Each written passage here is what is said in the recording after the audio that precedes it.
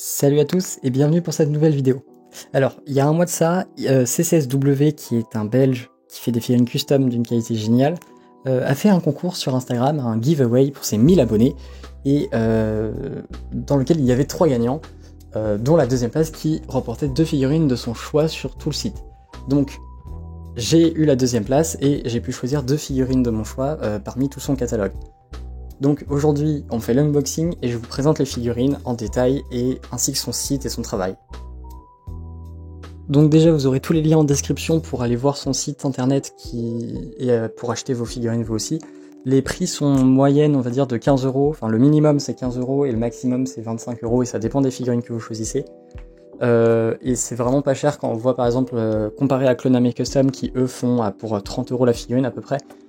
Donc c'est vraiment rentable pour le coup, les figurines sont d'une très bonne qualité, armes non fournies, mais ça vous pouvez les acheter à côté, elles coûtent vraiment pas cher non plus, hein. Elles coûtent aux alentours de 1 € l'arme, donc à l'unité, donc c'est plutôt cool, c'est pas trop cher et elles sont de bonne qualité de ce que j'ai vu en image sur le site. Donc on passe à l'unboxing, donc j'ai demandé 2 figurines, dont une qui va servir pour la mock de Ring of Vinda et l'autre que je veux depuis que je suis tout petit, donc là c'est un rêve pour moi d'avoir cette figurine. Donc déjà je vous laisse la carte de visite avec son Instagram qui sera en description de la vidéo évidemment, hein. Donc voilà. Avec le dos de la carte qui est aussi très joli, très joliment détaillé.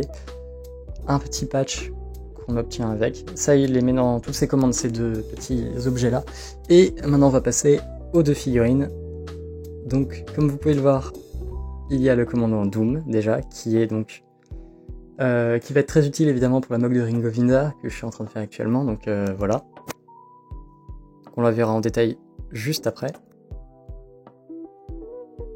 Et la deuxième figurine qui est donc le commandant Thorn. Donc voici un premier aperçu de la figurine. Et maintenant donc on va pouvoir passer à la présentation des figurines en détail. Le commandant Doom, lui, est une figurine Lego en light blue gray, donc en gris clair, reprenant parfaitement l'esthétique vue dans la série Star Wars The Clone Wars. Les bras, eux, donc, ont bien le comlink ainsi que l'épaulette en olive green de Doom. Le dos avec la ceinture marron est très bien représenté et le Kama, lui, est très fidèle à ce qu'on peut voir dans la série. Vous aurez une image à côté. L'autre épaulette, l'épaulette gauche du commandant Doom, elle est bien jaune, comme on peut le voir également dans la série.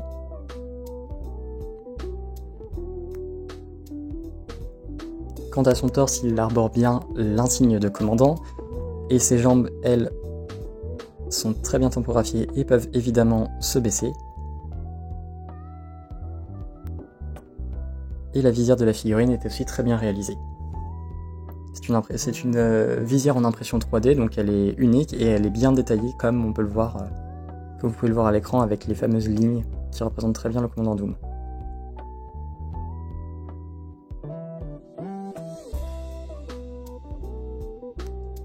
Chaque côté du Kama, on retrouve également les rangements au DC-17 du commandant Doom.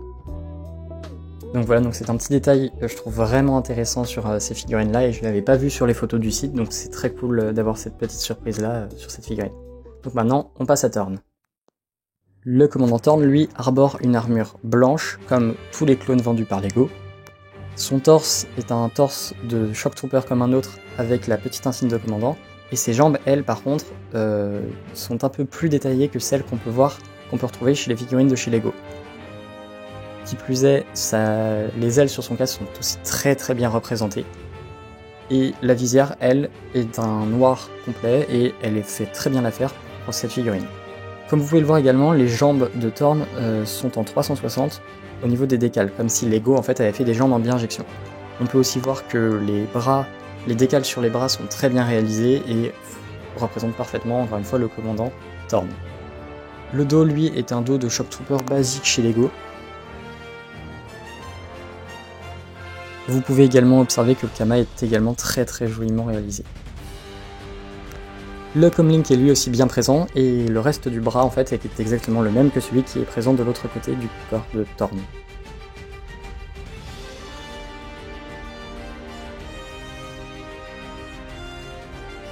La figurine peut bien évidemment s'asseoir elle aussi et se baisser, donc c'est très intéressant pour pouvoir donner des positions plus intéressantes dans ces mocks.